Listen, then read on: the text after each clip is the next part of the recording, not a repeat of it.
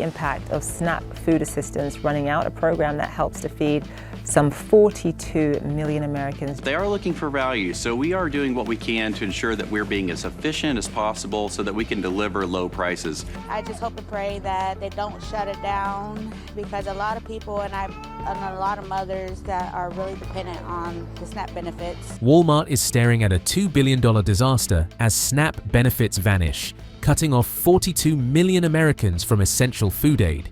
The CEO laid it bare. Their largest revenue stream is bleeding due to political gridlock.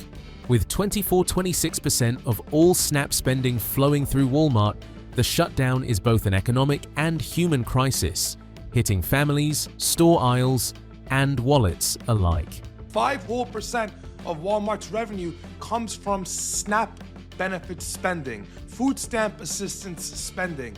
5% of all of Walmart's revenue is that. Walmart is bleeding, and the cause is as simple as it is devastating. SNAP is gone. The suspension of SNAP benefits starting November 1st, 2025 hit the retail giant like a hammer. Nearly 1/4 of all SNAP spending flows through Walmart, roughly $25 billion a year. That's not spare change, that's the lifeblood of its grocery empire.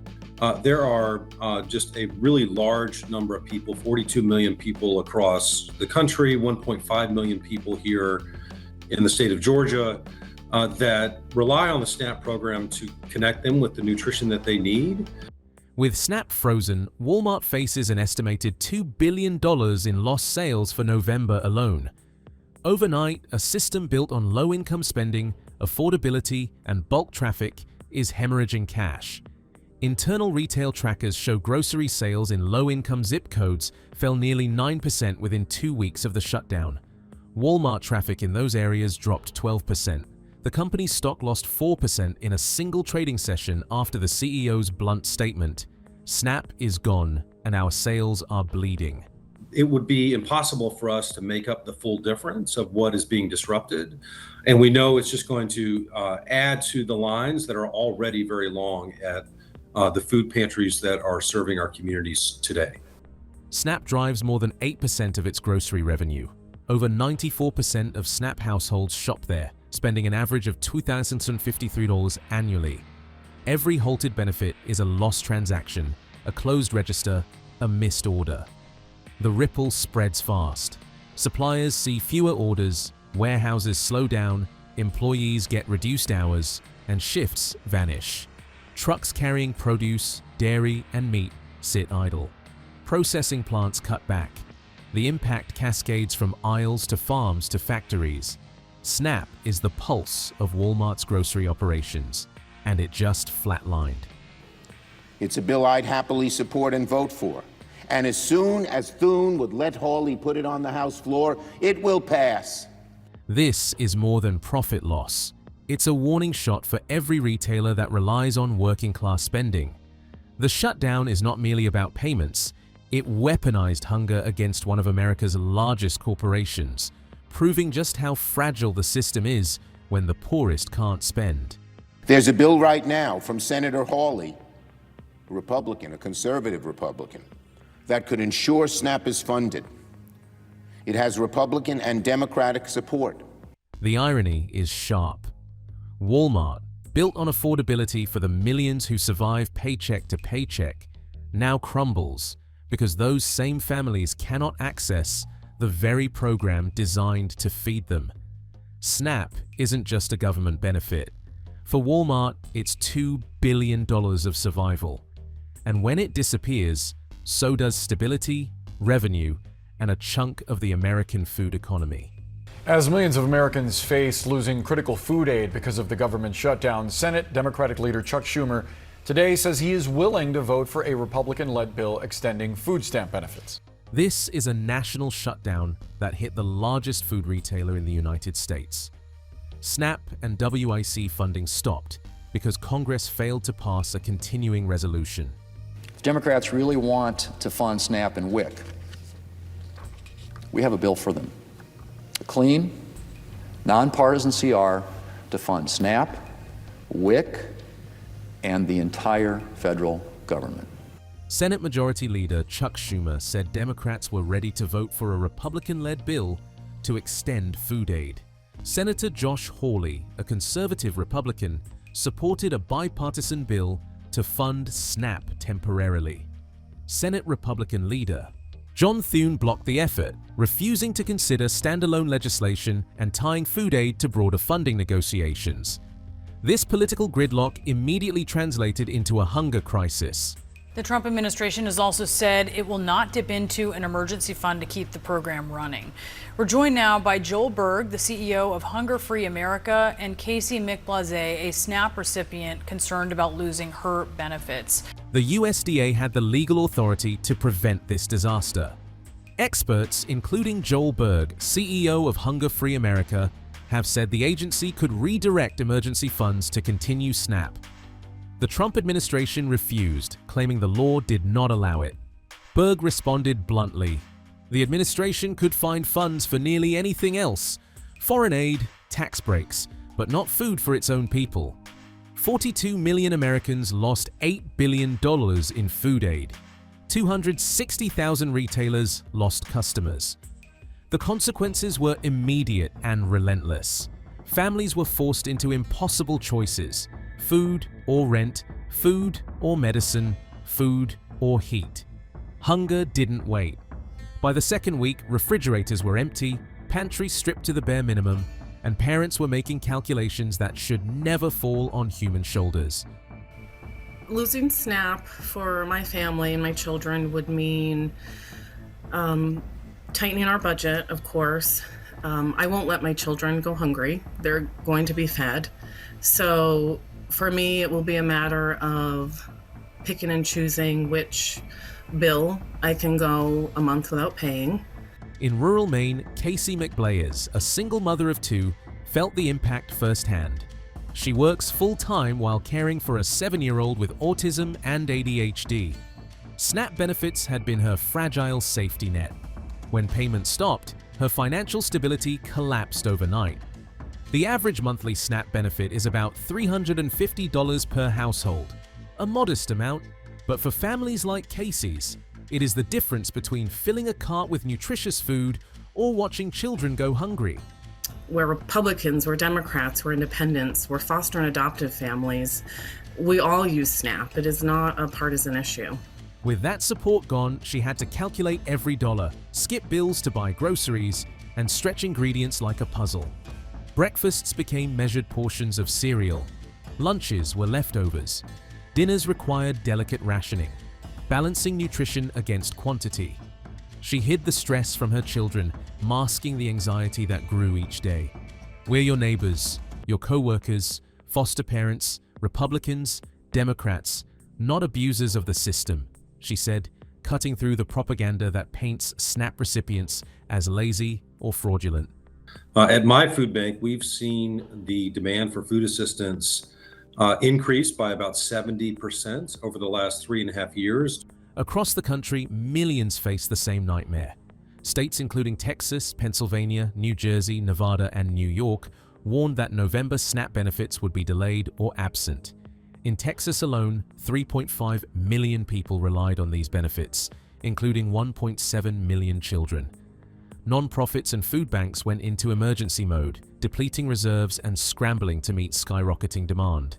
Food insecurity spiked as families skipped meals, substituted lower quality foods, or stood in increasingly long lines at underfunded pantries. Federal funding cuts compounded the strain, leaving social services stretched to breaking point. Certainly, it starts with just making sure we are in dialogue with our elected leaders, both here at the state level and up in D.C. SNAP freezes widened nutritional disparities, magnified poverty, and created relentless stress on households already living on the edge. Children went hungry, seniors went without proper meals, and parents were forced into impossible trade-offs daily. Most SNAP users are working families. 82% have jobs and pay taxes. SNAP is not welfare for the idle. It is support for families keeping the economy moving. Yet, they are stigmatized and shamed. There was a legal obligation for USDA to use that contingency fund. I believe it's somewhere in the neighborhood of $6 billion to fund SNAP, even though what would be required for November is something to the tune of $9 billion. The economic consequences were equally brutal. Walmart's $2 billion monthly loss mirrors the cost to fund SNAP for the same period. SNAP supports 260,000 retailers nationwide, including grocery chains, gas stations, and small shops. When benefits freeze, supply chains falter. Truck drivers receive fewer routes. Farmers cancel shipments. Processing plants cut hours. When benefits stop, revenue evaporates. Suppliers cut orders. Employees lose hours. Other retailers, including Kroger, Costco, and Target, face supply gluts, wasted stock, and layoffs. Grocery trips using SNAP dropped from 4.6% in 2024 to 3.7% in 2025, showing a clear decline in spending. We are working with a variety of different local partners to schedule some targeted distribution activity to get more food and groceries. Farmers and manufacturers feel the pressure first. Trucks carrying dairy, produce, and meat are rerouted or cancelled. Processing plants cut hours. Harvesters, packagers, and drivers lose income. Joel Berg calls this famine in slow motion. Retailers are losing business. Families are starving. The economy weakens.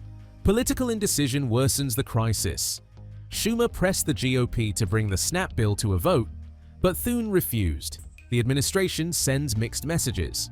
President Trump claimed SNAP could be funded, then officials said they could not. While politicians debate, millions of Americans go hungry. This administration has used donations to pay members of the military. They have used tariff money to fund other interests. Is it really hard to believe that they wouldn't be able to find somewhere to funnel government funds to be put to a program that helps feed some 40 million Americans? The hypocrisy is clear. Politicians condemn SNAP abuse while giving billions to corporations, defense contracts, and foreign aid. The US sent funds to Argentina while domestic food aid froze. Corporate lobbying turned SNAP into political leverage. Funds for tariffs and tax breaks are abundant. Food for hungry Americans is optional. I separated from my former husband in January of 2023, and after that happened, I applied for SNAP. And it was the first time in my life that I had ever applied for public assistance. I fought lots of feelings of shame and embarrassment, and I still do. Hunger has immediate social consequences. Families skip meals, and ultimately, children faint in schools. Seniors survive on bread and coffee. SNAP stigma intensifies stress.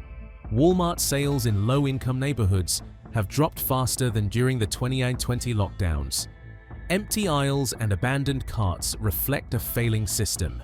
How long this government shutdown lasts is literally the difference between whether one of the biggest companies in America can turn a profit in the United States in 2025 or not. Don't make this smaller than it is. It's huge, and it's only going to get bigger as this continues. SNAP is more than a program. It is $100 billion in annual federal spending, roughly $8.3 billion per month. Walmart alone depends on a quarter of that. 42 million Americans rely on it. Every month that money circulates, it supports retailers, farmers, truckers, and manufacturers. Stop the flow and the entire ecosystem collapses. Every statistic underscores the crisis. 94% of SNAP recipients shop at Walmart. SNAP spending drives 8% of its grocery revenue. Food insecurity among families with children is 17.9%, the highest since 2021. It is uber competitive. It is razor-thin profit margins. It is cutthroat. The social impact is undeniable. Parents ration food, children go hungry. Seniors survive on minimal sustenance. Every cancelled SNAP transaction affects millions. Walmart's $2 billion loss is just the start. Every empty register, abandoned grocery, cart, and cancelled order represents a tangible effect of policy failure. Hunger, economic collapse, and political gridlock collide. SNAP is gone and Walmart is bleeding. Families starve. The richest country allows its own population to struggle while shielding corporate profits. The choice is clear: survival or collapse. Who really pays the price when SNAP disappears? The poor or the system that profits off them? Like this video and subscribe to the channel to get more updates.